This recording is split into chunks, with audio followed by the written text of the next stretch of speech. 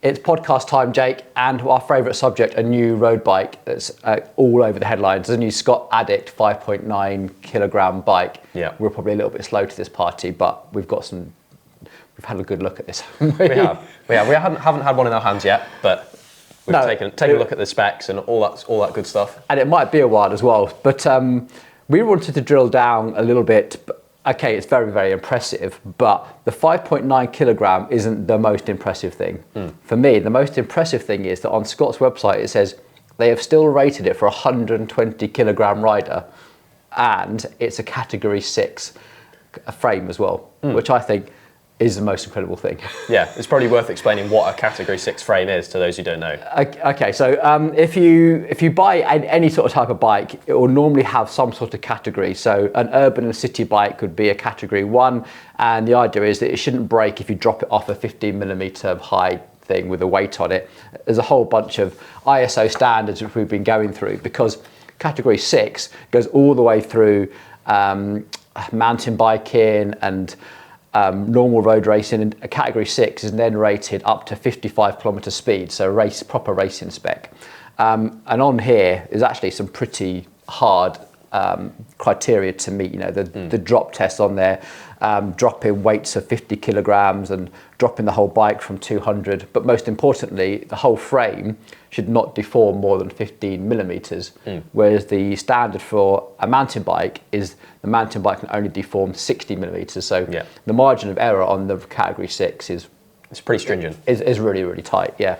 So the fact that Scott have achieved that whole bike weight within those two things, I think is the most impressive thing. And they did it without too much exotica compared to the Danger Home build that you've been eyeing up. Yeah, so I saw, obviously when this came out probably about a week ago now, obviously Scott had the headline figure of the 5.9 kilo build, which is, obviously for a stock bike is pretty impressive. Yeah.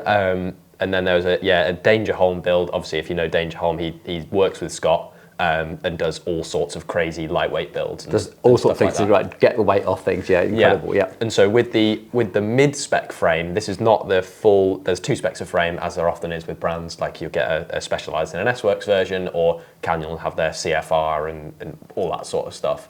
So there is 2 tiers of this frame, and Danger Home built one with the lower tier of the frame. Interesting, but absolutely dripped out with all of the THM Cavicular crankset, carbon tie brake rotors, and that was 5.85 without pedals or 6.02 with pedals, which I thought was interesting. So similar sort of weight, but the old spec, and it had to go, really hunting for those super lightweight exotic parts, whereas this bike is off the shelf, expensive, 12.5 something, which must be cheaper than the Danger Home. 12,700, which must be cheaper than what Danger Home ended up paying for that. But it's virtually stock. There's nothing on there that's, German carbon fibre exotica, like carbon chain rings or anything. It is a standard SRAM Red group set. It's a very nice group set, but it is standard off the shelf. There's nothing special about it. It's a standard BB86 press fit bottom bracket. There's nothing bonkers about it. The most impressive thing is probably the frame and the wheels. And actually, I got a little bit of trouble with the frame, because when it first announced, I was like, check out all the press releases. And somehow all of the weights didn't make sense on their website. They were quoting numbers all over the place. And I put on a LinkedIn post, someone needs to get a set of scales on this because the website's all over the place. Anyway, I got a reply from Maximilian, who is the head of road bike engineering at Scott, and he clarified everything for me on LinkedIn. And it's a really good breakdown, actually. So on their website, they said the old frame painted, including the fork, is 1,150 grams, and they've lost 300 grams. So the new one of 915 grams is the new frame painted with all of the mech hangers, bolt cage bolts, etc. attached, and a fork, which means that the new frame, this new one that's like this, is 640 gram painted, and it's 599 grams raw. That's where they're getting their 300 grams lighter from. So thanks for clearing that up, Max. Really, really appreciate it. So bizarrely, it's still heavier than a Specialized Atheist. Yeah, but to me that's not really a surprise, because an Athos is round tube, like it's built to only be lightweight. Whereas this Addict it's got fairly fatter down tube, drop seat stays, stuff like that. It's a little bit more of an all-round race bike compared to an Athos. I'd say it's a little bit more comparable to a Tarmac. Yeah, it's got the drops. Yeah, there's definitely more aero shapes on there than the Atheist for sure. But the Specialized, Tom, we had to look this up. The Specialized S-Works SLA is 685, so we are 45 grams heavier for an S-Works. For a frame, and presumably a little bit on the fork as well. I mean, 45 grams is, this is headline grabbing stuff. If you want to grab the headlines at the moment in the cycling media world, in road bike racing, it's all about weight, it seems.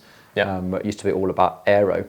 A couple of other little features that struck me on this. One is to get down to this weight, they've gone for those Synchros Capital SL wheels. They're all one-piece carbon. Yeah, like those Mavic Ultimates that we saw come out probably about a year ago now, wasn't it? Yeah. It's a whole one-piece carbon. Spokes just blend into the sort of the shell of the hub, etc. So now, because we were looking at these and they're actually hookless, yeah. which is swings and roundabouts depending on who you ask. And you had an interesting point about the tyres. Yeah, so I always like to call out brands if they manage to sort of fit a tyre that isn't actually compatible with their own hookless rims. In this case, in the specifications, they've actually listed a tyre that isn't even on the market yet, which is the new Schwalbe Aerothan tyre. We know about the Aerothan tubes, and there was some spy shops about the Aerothan tyres. There's nothing on the Specialized website. There's literally a holding page saying this is a thing, but there's no specs or anything. So it's not actually listed as a compatible tyre for those. Because it doesn't technically exist yet. It doesn't actually technically exist yet. So we've got no idea what these tyres are. All we know is that they're 29 millimeters wide, and they're, on the actual shots of the bike, it's all been blacked out. So you've got no idea. Yeah, which is interesting. Yeah, I thought interesting that it's a 29 millimeter tyre, because obviously after your chat with Princeton and stuff like that at Rouleur the other day, we were saying actually we don't currently know what the most optimal tyre width is for stuff like this, because I think by the looks of the bike they've still got aerodynamics in consideration, because this isn't the shallowest set of wheels, like a 45 mil set or something like that. So there is still weight to be found on this, but they've gone for a deeper set of wheels with a 25 mil internal. With a specific 29 millimeter tyre. So to me, this can still go lighter because it's got a fat tyre on it, presumably tubeless because it's a hookless setup, on a deeper set of wheels. It's not only is this an incredibly lightweight bike, but there's still room to manoeuvre. What could Danger Home do with the new version? It's terrified actually. It does bring me back to that question. If you ever ride a really, really lightweight bike, they're not always the nicest things to ride. You think they're going to be, but they can actually be quite skittish and terrifying. But well, it was an interesting one for me. So we had a Factor 02 van in the shop the other day for a service. Oh God, you're scared to touch that thing. It's a very, very, very nice looking bike. It looked really nice, weighed very little, but it's flexible to the touch. Yeah. And you feel like you could, like if you were to drop like a pedal spanner on it or something from a low height, you feel like it would just go through it. I mean, you couldn't just casually sit on the top tube at the cafe or something, could you? Yeah. You'd break the thing. Yeah. And so I'll be intrigued to see whether this Category 6 rating that it's come underneath. Yeah. Because I had a look through Factor's website and I couldn't see if they sort of categorized it by anything like that. They didn't, because it's pretty new standard stuff like that. They didn't list it openly. Yeah, I think a few brands have still been a little bit shady with it because it's not relevant to absolutely every single market, and you can still get away with calling a road bike. Therefore, it could be Category 1. Not until you classify it as a racing bike, I think, that it has to hit the Category 6. The other thing with that is that it's obviously how you pass the tests aren't necessarily real world situations. They are for like riding and jumping off a curb or something or hitting a pothole.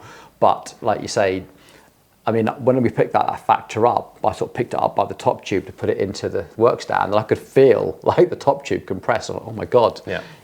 How much would it take before that was damaged or? You've got to be super. I mean, super and careful. we do see it with Specialized as well. Is that as our professed Specialized fanboy, seen it recently with Remco Evenepoel, got hit by a postal van and his entire bike was just snapped in half.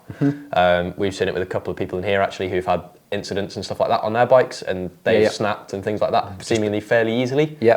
So again, it's whether when we have all this super mega lightweight stuff, It's not necessarily whether it passes the test and whether it's strong enough, it's whether in day-to-day living other damage has been done, like you've put it into a clamp to carry it on your car, or you've had it in the back of the car with something resting on something, because they're getting so thin now that you've then compromised. Oh yeah, who knows? I don't feel like the category 6 is enough for actual real world living with it day to day for some of these, but I mean, yeah. I think you'll probably never ever be able to categorize stuff like that. You can't. There'll need to be obviously a set of regulations and restrictions on what a frame can be, but it would be very, very difficult to sort of keep tabs on all the real world applications of stuff like that. Interestingly, I did actually bring up the manual for the SCOTT thing, and by the way, Scott, well done. It's a fantastic manual. It's really, really good manual, and I couldn't see anything in there about, you know, not using it in car carriers. You know, sometimes you see on Cannondales say, do not put this into a car carrier, do not clamp the down tube, do not clamp this area. There's nothing really in there that says do not do this under any circumstances. Probably the weirdest thing you find is actually the fork steer is their little skinny 27.2. The headset's a bit of a weird size. It's the old Across headsets, so it's going to be difficult finding them. Geometry is all listed. It's an interesting geometry in there. It's definitely worth looking at the geometry chart if you're thinking about buying one, because it's not consistent across sizes at all. No, there's a lot of angles changing and stuff like that for... But yeah, a fantastic manual, but nothing in there that says don't do this, don't do this. You know, it's all pretty normal stuff. So yeah, there we go. That's our thoughts on the SCOTT Addict, I suppose. I do have one final thought actually. Go on. So we've just seen literally today announced Tom Pidcock's going to Q36.5 for next year, who are riding SCOTT bikes. Oh. So we will be seeing a very little lightweight man on one of these. But would you think... Descending at absolutely crazy speed. But do you think, because obviously the foil is obviously their other sort of mainstream race bike. I like the foil, yeah. I like the foil as well. But do you think we'll be seeing... What sort of range of races do you think people will be taking this on? Because the foil isn't a heavy bike.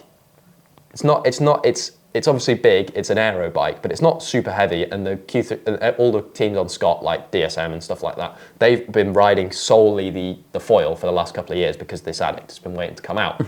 And so where do you think this really fits in? Obviously, pure mountain stages, you're going to be riding it because it just makes sense. A lot of teams haven't been taking 2 bikes to every single Grand Tour recently, have they? They've been taking the time trial bike on 1 bike. Yep. Those days of having a climbing bike and an aero bike seems to be behind us.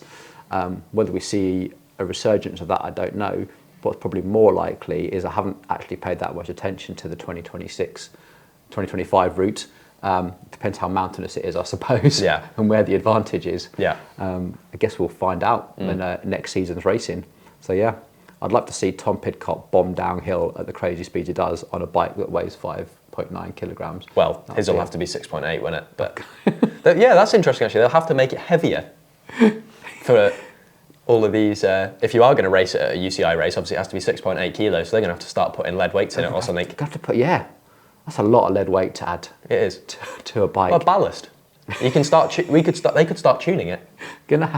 Oh my God, that's an interesting quandary for the race mechanics. Okay, and on that bombshell, I think we're done. I hope you like this podcast. Please get your thoughts down below. Especially, would you ride a bike that is 5.9 kilograms and cost £12,000, or it'll scare you to death about how fragile it might be, despite all the efforts that SCOTT seems to have gone to classify it and test it? Let us know down in the comments, and we'll look forward to seeing you on the next one. Cheers, Jake. Cheers.